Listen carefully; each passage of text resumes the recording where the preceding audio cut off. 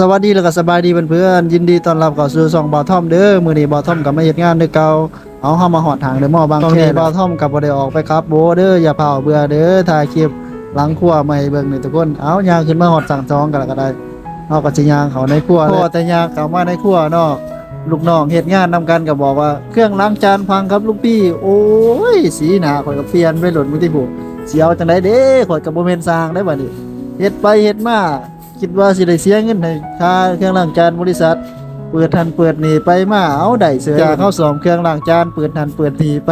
บรรลัยการสร้างไปจากเข้าเบิ่งเครื่องล้างจานเรียบร้อยแล้วก็ตัดภาพมาอีกทีนึงก็สิพามาเบิ่งพนักงานชีวิตหลังครัวเฮาก็สิประมาณนี้แหละเนาะเขางานมาก็สิซับเปลี่ยนกันมากินข้าวผู้ใดได้หยังแหน่ได้หยังแหน่ก็มาโซเหลีกันนะทุกคนสิบ่มีหยังแหละสำหรับคลิปนี้ก็ได้สิพามาเบิ่งชีวิตหลังครัวนี่เอาก็อย่าเผาเบื่อกันนี่บ่าวทอมเฮ็ดงานเรียบร้อยแล้วก็ไปซื้อกับข้าวอยู่ศูนย์อาหารเอาขอขอบใจ